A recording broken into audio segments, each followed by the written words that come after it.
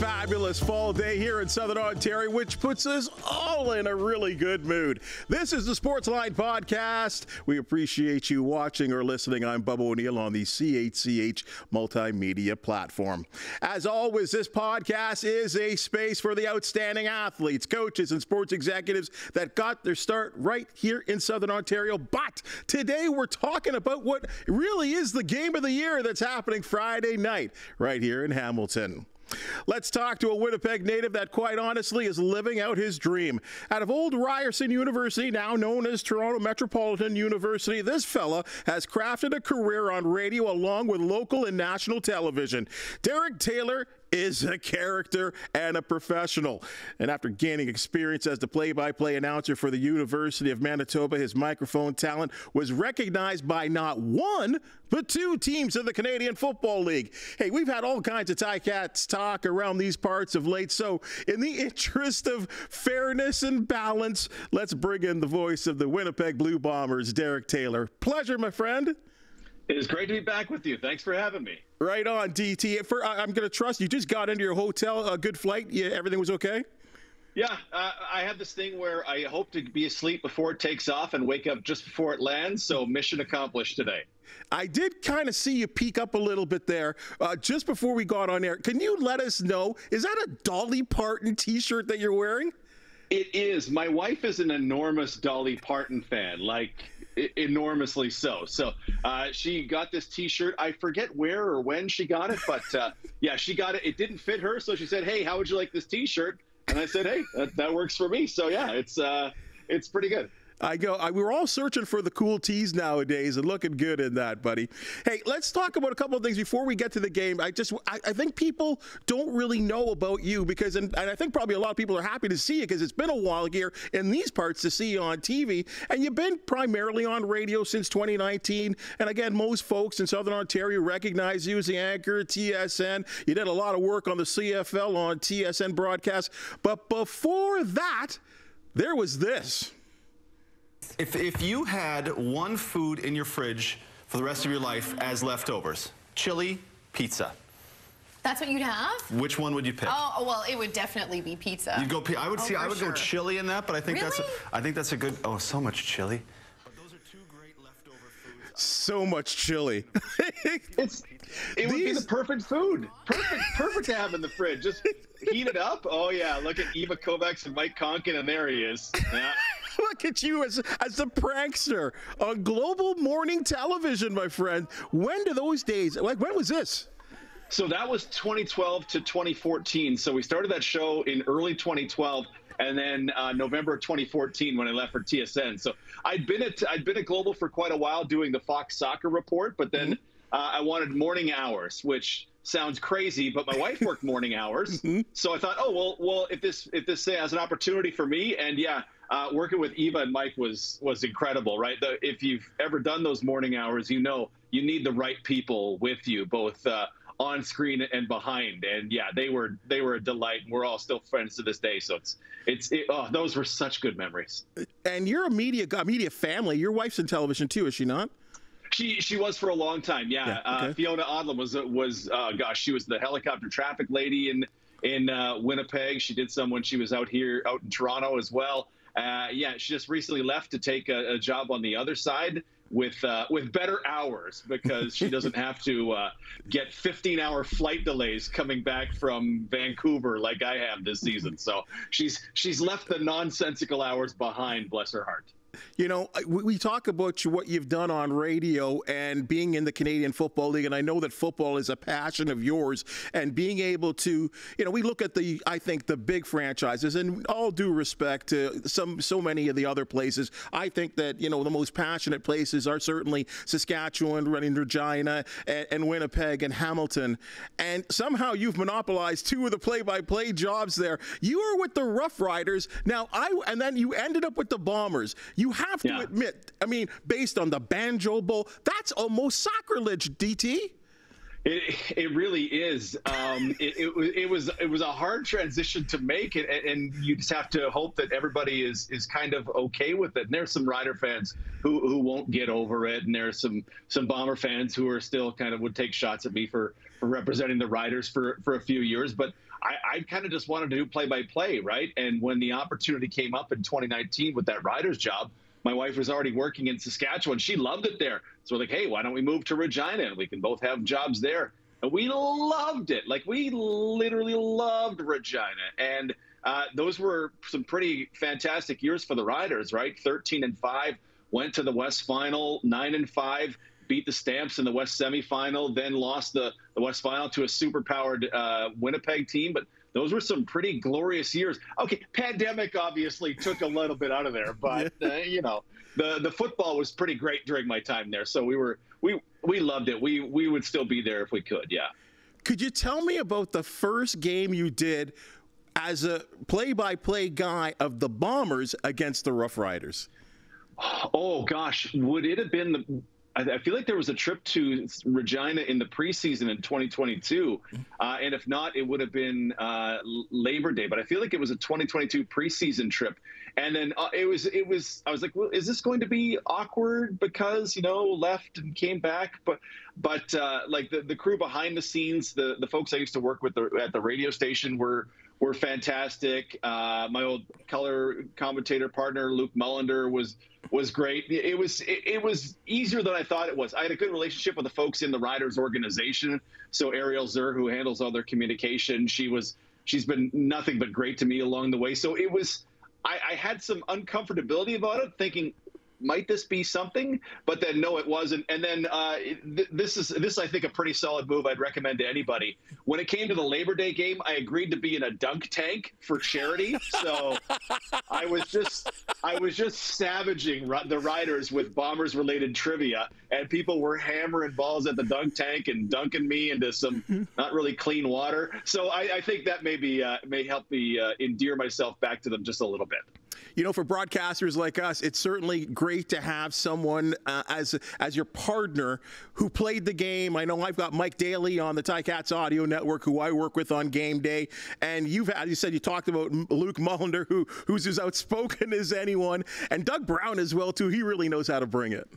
Yeah, they really do, right? And they carry a lot of weight when they say, when they're critical of stuff, right? Like, because I could start going off on, you know what, you should really go for two more, and you probably shouldn't have punted there. And head coach Mike O'Shea of the Bombers be like, oh, yeah, I'm in the Hall of Fame, and I have the most wins in franchise history, and you have a spreadsheet, apparently. So, but when Doug Brown or Luke start talking about it, like Doug Brown's in the Canadian Football Hall of Fame, right? Like our booth looks across to the Blue Bombers Ring of Honor, and there's 97 Doug Brown.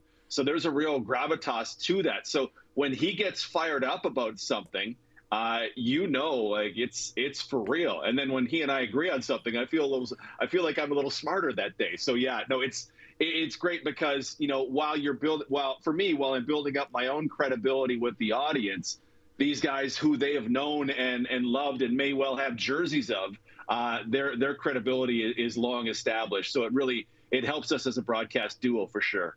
One of the things that certainly helps me as a broadcaster is I listen to all your games. And Doug Brown was a guy that was pretty fired up with the Bombers and that 0-4 start. Now they've ripped off 7 in a row. Caleros throws 6 touchdowns, and last week's, that's a career high 6 touchdowns, and last week's 55-27 blowout. What happened? What's going on? Yeah, so for the whole season, I've been kind of pointing back to things like bad luck and injuries being a problem. And, Nick Dembski had fumbled the ball 4 times in whatever it was, the first 7 games. And you look back and go, well, he'd only fumbled once in the previous 2 seasons combined. So that's not going to keep happening. That luck is going to regress to the mean, and everything should be fine. They get a little healthier. They decide, hey, we're going to go to Carrick Wheatfall, who caught one of those touchdown passes, instead of Josh Johnson, because we know we're not getting Dalton Schoen back. And the more that crew, this receiving core as it stands now, gets reps with Zach Caleros, the more they'll be in the right place at the right time. And I think as Bomber fans, we've really seen that more so than just about anything else, receivers being in the right place at the right time, able to make ridiculous sideline catches in the end zone, like Lawler obviously is great, but being in the right place at the right time is such a big deal. We could point to dozens of examples of how it's led to interceptions or incompletions or just frustration. But to me, it was the right game plan. It was the right guys in the right place at the right time. And yeah, a little bit of luck went their way because 6 touchdown passes for Collaros, 432 yards, and 55 points that's a special night. Yeah, you know what the thing was, again, listening to you on the radio, you wanted more. You wanted 60. Well, because last year there were a bunch of 50s, right, to the point where people started to enjoy that I would just say 50. Right when it would get to 50, and they said, well, what are you going to do when they get to 60? Which totally seemed probable last year. This year, I haven't really had to think about it at all. But now maybe I do. Like, am I going to go low with the 60? You know, you don't really necessarily plan these things out ahead of time. But will I go low with the 60? Will I go in even higher range, like a Mariah Carey range, or something that even Dolly herself can't get to? We'll have to see. It sure ain't going to be Friday night against the Ticats, but maybe somewhere in the future. Yeah, I'm going to predict that doesn't happen. Let me show you why. There's some interesting history for the Winnipeg Blue Bombers when they check into Tim Hortons Field over the years. 4 straight losses. And that's a variety of different types of Ticat teams. Obviously, the 2019 team is the one that won 15, a franchise high 15 wins. And then there's been some struggling teams over the years that actually have gotten the better of the Bombers. I'll ask you this, and I know you haven't been part of the long history of the Blue Bombers coming to Hamilton. What's up with this sort of trend? Yeah, it's super weird, right? And we've been talking about it a bunch this season because 23 and 22, it's later in the season, it's the Bombers heading into the bye week, and it's a trip to Hamilton, and it's a variety of different Hamilton players and quarterbacks. And right in that 22 game, that was the best game Dane Emmons might ever play in his life. And you go, what's happening here? The Bombers are turning the ball over, and just they never really felt like they were in that game. And that was the year they were 15-3, and so obviously that was just, we were shell-shocked in the booth going, what is happening here? Why is this? And then some decisions later, you went, oh, that's just compounding the problems that we're having here. Tyreek McAllister is returning, missed converts for defensive 2-pointers, which is what happened like 8 times in the history of the league. And this is strange. So, yeah, consecutive trips late in the season into bye weeks, they've just been undone by the Ticats. And it's so strange. And Mike O'Shea will just say we haven't played well enough. I feel like these guys, every player's kind of got to look at himself and go, okay, what am I doing when we get to Hamilton? Was it staying in Burlington last season? Was there something else? Like literally, because what else? Bubba, they've lost 7 games in the regular season in those 2 years. 2 of them were in Hamilton. Like it just, you'd have to look for anything. I don't believe in curses, but that's on the table, honestly, because it's so. They felt like if you power ranked them, they were better teams than the Ticats, but they were not better teams on those days, which is the only thing that honestly matters. Well, the crazy thing to me is that under no circumstances would I accept or even believe that a Mike O'Shea coach team would come into Steeltown looking by them, bypassing them, or just taking the Ticats lightly. I don't believe it. Yeah, which is why I think some of us are probably drawn to it was heading into a bye week. That 2022 season, they started off 9-0, and they were going into a bye week after a Week 10 game against Montreal, and they fell apart in that one, end up losing. I believe it was in overtime. They lost that one, and we started to wonder, okay, is there something about heading into bye weeks? This could all just be coincidence, right? Because you lose 7 games, something weird might happen along the way. But yeah, we're kind of searching for answers. And then as Bomber fans, I think they're hoping for a significantly better performance this one. They're not heading into a bye. And in this one, like this is a meaningful game. The Bombers with a win would knock BC, BC would have no chance of finishing first in the regular season if the Bombers win. And with the Bombers win and the Riders loss, the Bombers clinched the West Final at home. So this game's a big deal. They're coming off their best performance of the season offensively. Finally, they got one. It would be a real surprise if there is a similar letdown to the past 2 seasons on Friday. And I think this is what makes Friday night's game just so appealing, in the fact that the Bombers are playing so good. They are such a great story. I mean, I myself got caught calling the Bombers old. It's time to tear it apart. And, you know, look what they've done. Everything that we've talked about in terms of them being old and veteran-like, well, it's those guys that have flipped the switch and have realized that this is the time to play. With that saying, the Tiger Cats, in a little smaller version, with 4 in a row, basically looking like the season is over, all of a sudden there's some juice in this contest, because they too need to win to keep their faint playoff hopes alive, and maybe even hope for a Western crossover, which we know has never happened. When you take a look at this Ticats team, what are you seeing? Yeah, honestly, there's a lot of it where I mentioned bad luck being a problem for the Bombers early on. I really feel like bad luck was a problem for the Ticats early on. Was the game in Saskatchewan against the Riders where Saskatchewan ties it, and then Bo's first pass bounces off? It was in Hamilton. Yep. Bounces off of Tim White. CJ Avery picks it off in field goal range, and you go, okay, well, come on. What is that? When does that happen? Tim White couldn't catch the ball. Tim White is an awesome receiver, like all-star level for his entire career level receiver, couldn't catch the ball. And is this like Chuck Knobloch in the end of his career? He couldn't throw it to first. Like, is this the football version of that? It was so strange, right?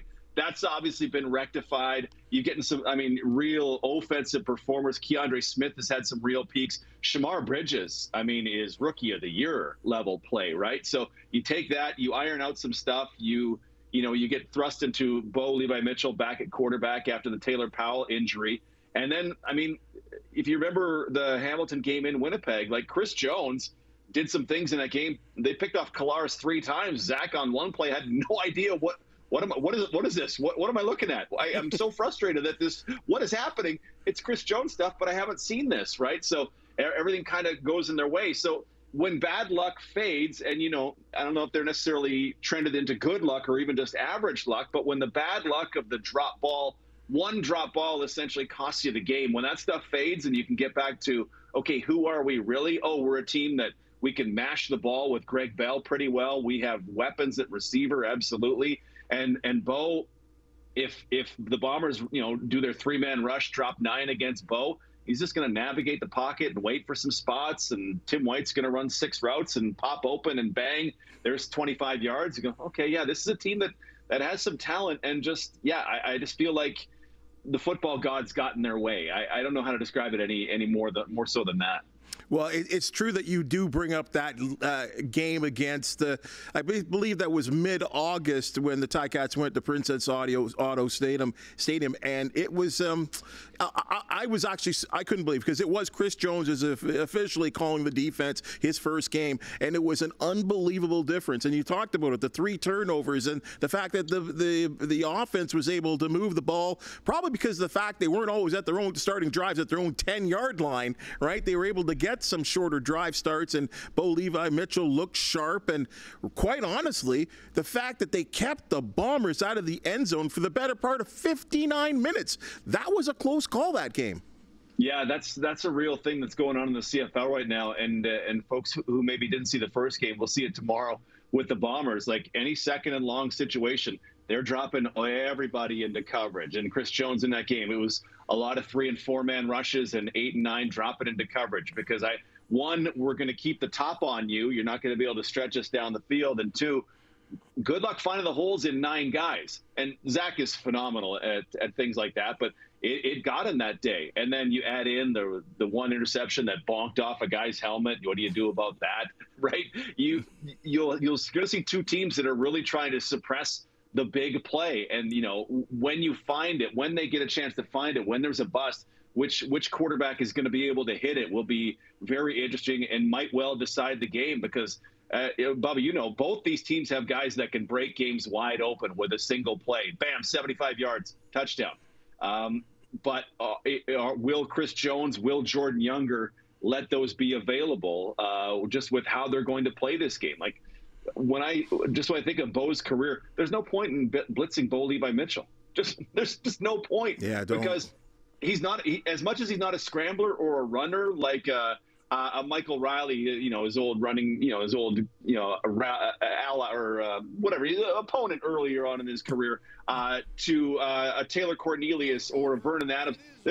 Bo isn't that kind of scrambler, but he always seems like, you could plop him in the middle of the 401 at the heaviest traffic, and he'd be just fine. He'd be like, I'm navigating this, boop, boop, boop, there's my receiver. He's phenomenal under pressure. And he's seemingly enjoying it, too. It's great, which this is a real revival, right, for Bo. Like, that may be the storyline of the CFL that surprised me the most this season. Montreal is good, but that's maybe not a surprise. Calgary's bad. I thought they were going to be bad, but I hadn't seen great Bo since 2018, and we're getting great Bo this year. And I'm in the pocket, and I'm gonna grip it and rip it. And you know what? I need to buy me 4.5 seconds to do it.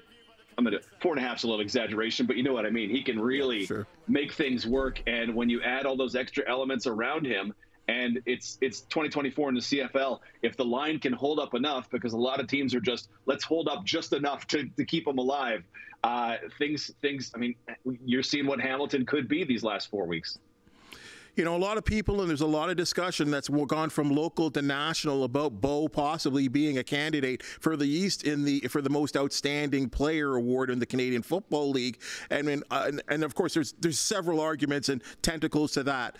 But then I look at the West right now and who would be the representative for the Winnipeg Blue Bombers.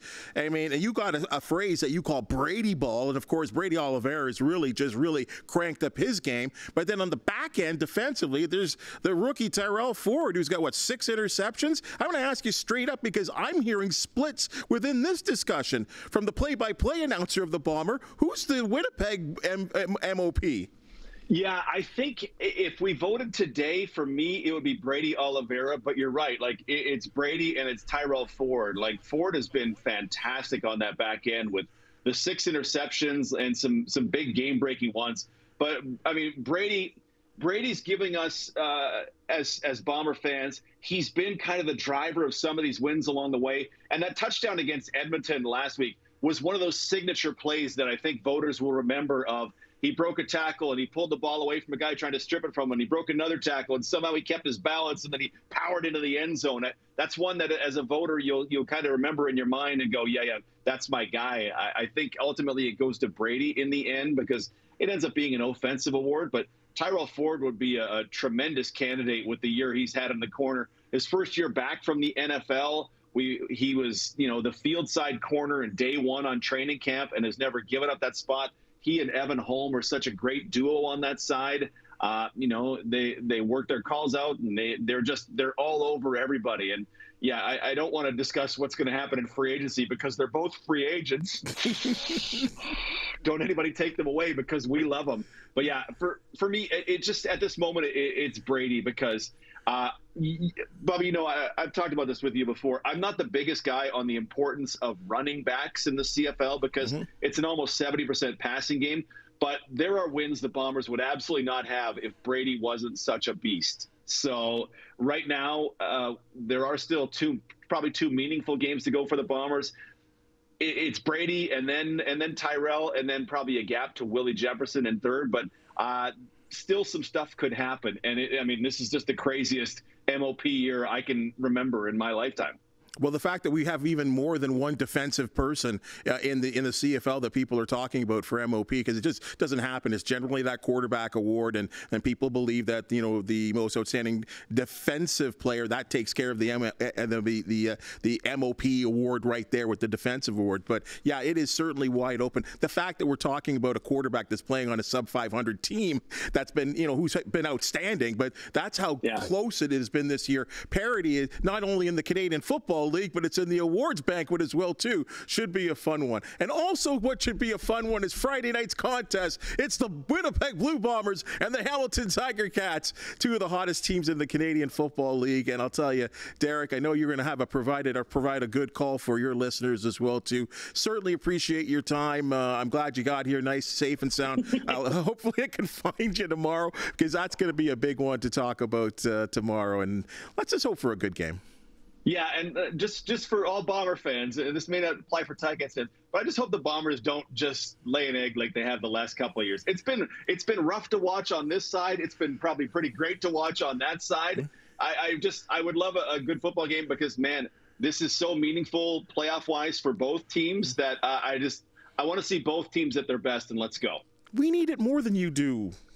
Very true. That said. That said, I wouldn't mind if they clinched it up and just wrap this thing up so I can start prepping for the West Final. DT, appreciate your time, partner. Thank you for having me. All right, that's your Sportsline podcast for the day. And if you've just seen and heard, we love talking sports. Oh, Ticats, Bombers, it's so juicy.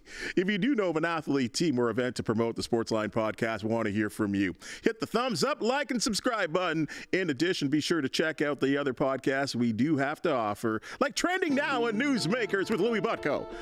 The highly skilled people that make the Sportsline podcast possible on a daily basis. Thank you so very much, and we'll see you tomorrow.